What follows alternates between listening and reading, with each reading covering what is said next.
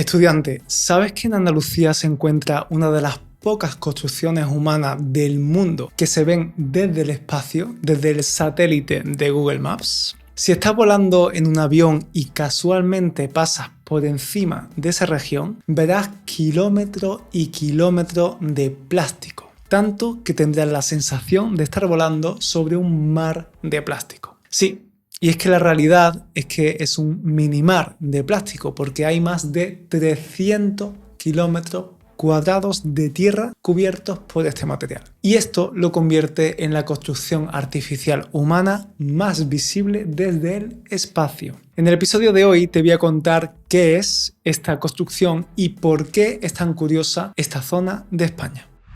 Bienvenidos al podcast Andalusian Spanish to Go, el único podcast centrado en el acento andaluz para estudiantes de español de nivel intermedio y avanzado. Como siempre, antes de empezar, te recuerdo que puedes usar la transcripción más glosario de este episodio y de todos los episodios del podcast totalmente gratis para así aprender mucho más activamente y por lo tanto aprender el doble. También es el momento perfecto para darle a seguir al podcast en la plataforma en la que lo estés escuchando o para suscribirte al canal si lo estás viendo desde YouTube. Te va a tomar solo un segundito y me ayuda un montón a que el episodio y el podcast se posicione mejor. Y ahora empezamos.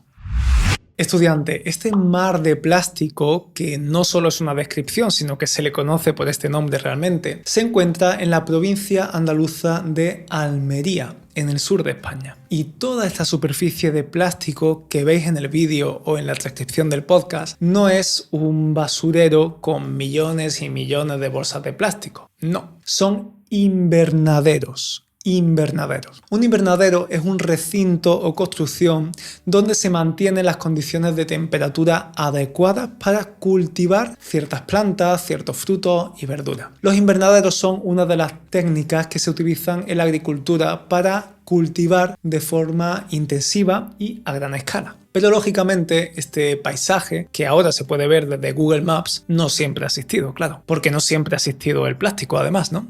Para conocer un poquito sobre la historia de este paisaje tan espectacular y tan extraño, tenemos que remontarnos en el tiempo hasta el año 1960. Nos encontramos en la década de los 60 en la comarca, es decir, en una región administrativa del Poniente almeriense, que es una comarca de la provincia de Almería. Algunos de los pueblos o localidades que se encuentran en esa comarca son, por ejemplo, El Ejido, La Mojonera o Roquetas de Mar. Quizás el pueblo más famoso es el de El Ejido y luego te voy a explicar por qué, vamos a hablar un poquito sobre él. Pero en cualquier caso, en toda esta comarca y en general en la provincia de Almería hay un clima que es semidesértico. De hecho, si visitas Almería te toparás con un paisaje realmente árido, seco, no hay apenas vegetación. Los colores que verás serán el marrón, el rojo, el amarillo, el ocre y muy poquito verde. Y esto tiene mucha lógica, porque unos kilómetros más al norte, más al interior de la provincia, se encuentra el famoso desierto de Tabernas.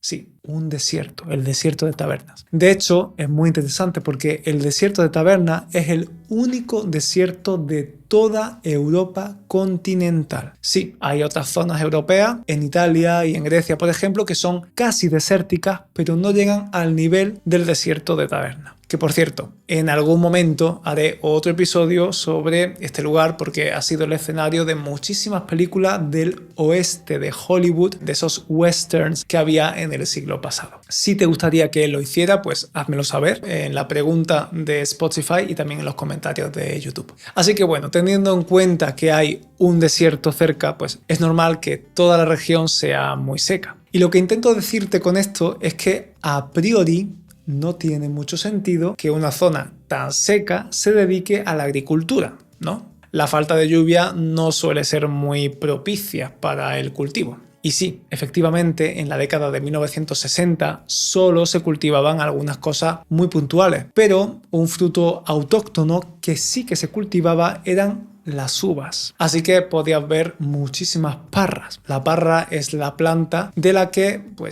sale la uva, ¿no? Que va enredándose además en unas estructuras que pueden ser de madera, de metal o incluso de construcción. Y ahí, en esas estructuras, de ahí cuelga la parra y también la uva. Pues bien, en esa comarca había mucho cultivo de uvas que podían crecer en un clima de esas características. Pero llegó un momento en el que su precio cayó en picado, es decir, bajó drásticamente. Y ya no interesaba cultivarlas, no salía rentable. Sin embargo, ya tenían construidas esas estructuras donde cultivaban las parras y decidieron aprovecharlas, reciclarlas para otros cultivos. Y pensaron, bueno, ¿y por qué no ponemos plástico encima de estas estructuras para que de esta forma el viento no estropee, no pueda perjudicar los frutos que sembramos? Y así empezaron cubriendo estas estructuras con plástico.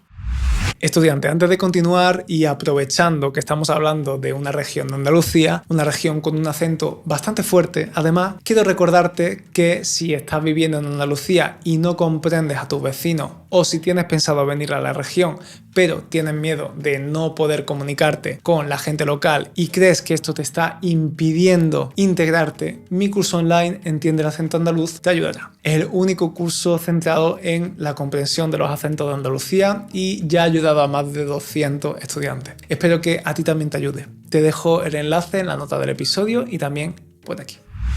Y estudiantes, muy pronto los agricultores se dieron cuenta de que el plástico tenía muchos beneficios, porque no solo impedía que el viento estropeara la uva, el fruto, sino que también hacía que las condiciones dentro de esa estructura, que estaba cubierta por plástico, pues permitiera que las cosechas se aceleraran, fueran más rápidas. Las frutas y las verduras crecían, pues eso, mucho más rápido en ese microclima y por lo tanto ellos, los agricultores, podían sacar un mayor beneficio, podían ganar más dinero, más pasta. Así que el uso de los plásticos empezó a extenderse cada vez más y se introdujo otro tipo de cultivo aparte de los que ya había de forma local, de forma autóctona. Porque el ambiente que creaba ese primer tipo de invernaderos pues hacía que se pudiera cultivar otro tipo de verdura, de frutas, etc. Sin embargo, no fue hasta una década más tarde, en 1973, cuando unas lluvias torrenciales, es decir, una lluvia muy fuerte, afectaron muchísimo a la región. Llovió tanto y tan fuerte que la zona quedó destrozada e incluso se declaró zona catastrófica. Y ya sabes, imagino que en tu país pues funciona más o menos igual, ¿no? Cuando una zona se declara zona catastrófica, por ejemplo, a causa de fenómenos meteorológicos, el gobierno, el Estado, ayuda económicamente a la zona a paliar los daños y también ayuda a que se pueda recuperar, ¿no? Y esto fue exactamente lo que pasó. Entonces, ¿qué pasó con esas subvenciones, esas ayudas económicas que el Estado les dio a los agricultores? Pues que los agricultores de Almería las emplearon para recuperar sus negocios agrícolas, pero también invirtieron esos fondos en plásticos, en invernaderos. Pero en una región tan seca no solo hacen falta invernaderos para cultivar, también se necesita algo mucho más caro, las desaladoras. Estudiante, en una zona con tan pocas precipitaciones hay que buscar otra forma de conseguir el agua con la que regar y alimentar los cultivos. Así que lo que se hizo fue instalar desaladoras, que son máquinas gigantescas que se ponen en el mar o cerca del mar y que lo que hacen es desalinizar, es decir, quitarle la sal al agua del mar y convertirla en agua que se puede utilizar para los cultivos. Es una idea brillante, la verdad. Pues poco a poco la región se fue recuperando y generando muchos puestos de trabajo. Generaba tanto empleo que mucha gente venía a trabajar en trabajos relacionados con todo ese sector. Y esto hizo que la población de la comarca en general aumentara muchísimo. Un ejemplo de este aumento de la población se dio en la localidad de El Ejido, que antes he mencionado. Pues mira, estudiante, para darte algunos datos, El Ejido en la década de los 40 del siglo pasado se componía simplemente de algo más de 20 casas. Es decir, era un pueblo, vamos, enano, una aldea, porque ni siquiera podía llamarse pueblo. Sin embargo, en la década de los 80-90, este pueblo de El Ejido fue uno de los pueblos que más creció de toda Europa. Pero es que entre 1994 y 2004, es decir, también en 10 años, el pueblo pasó de tener 45.000 habitantes en 1994 a 84.000 en 2004. O eso es lo que dice ChatGPT.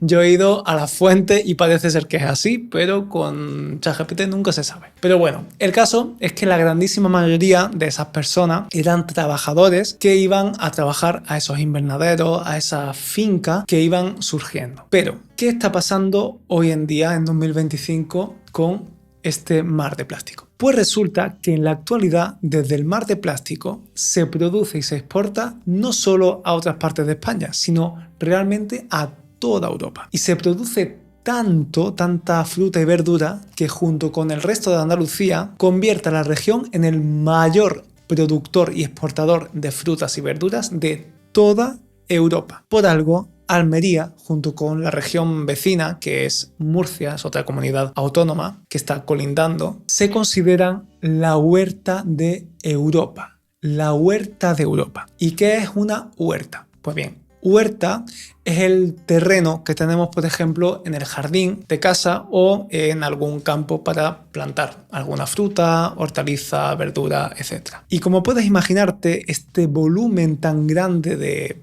producción y de exportación hace que este sector económico represente una parte enorme de la economía de la zona. Estudiante, si te está gustando este episodio, te pido un pequeño favor, que solo te va a tomar un segundito. Pausa este episodio y valora con 5 estrellitas el podcast en la plataforma desde la que lo estés escuchando, ya sea en Spotify, en Apple Podcast o incluso aquí en YouTube. A veces no pensamos en hacerlo porque no queremos perder el tiempo o simplemente porque nos da pereza, pero es muy importante para nosotros, creadores de contenido, que trabajamos tanto creando todo este contenido de forma totalmente gratuita. Y la verdad es que con tu valoración, pues estás ayudando a que el podcast sea visible para más personas y para que así yo pueda continuar creando contenido de valor para ti. Así que muchas gracias por hacerlo. Pero hay algo interesante, porque realmente a poca gente le gusta trabajar en el campo, ¿no? Y es que ser agricultor es un trabajo muy duro y con condiciones que a veces no son las ideales. Además, recuerda que la gente que trabaja aquí trabaja dentro de invernaderos. Y si hace calor en un clima semidesértico, imagínate dentro de esas estructuras de plástico. Dentro de esos invernaderos, la temperatura sube muchísimo porque el calor se concentra y no puede escapar de ahí a causa de los plásticos, ¿no? Entonces, literalmente puede haber más de 10 grados dentro con respecto a la temperatura de fuera. Y creedme, fuera ya hace bastante calor en esa región. Así que, ¿quién trabaja en este infierno? Pues estudiante, lógicamente todo el mundo necesita ganarse el pan y hay mucha gente que lo necesita de verdad. Por eso este sector atrae a muchísimas personas de fuera de la región, pero también de fuera del país, es decir, inmigrantes. Y esto ha generado otro fenómeno muy interesante. Y es que según un estudio de 2024, el 56% de todos esos trabajadores son inmigrantes de países como Marruecos, Senegal o Rumanía. Y a estas personas que trabajan en el campo, en general se les llama jornaleros.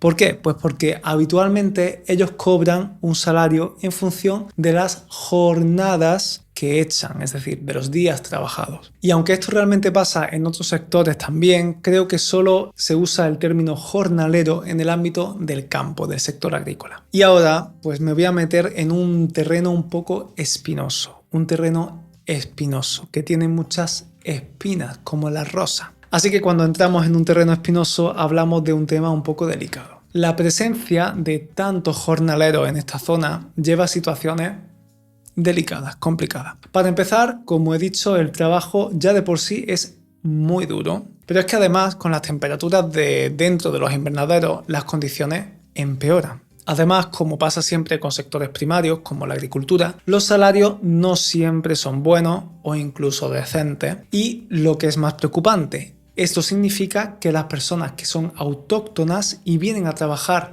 a la región no siempre pueden permitirse comprarse una casa o alquilar un piso, sobre todo considerando cómo están subiendo los precios en los últimos años. Así que tristemente, al final algunos viven en asentamientos muy básicos, muy pobres, en casas abandonadas o incluso en chabolas hechas de plástico y chatarra reutilizada.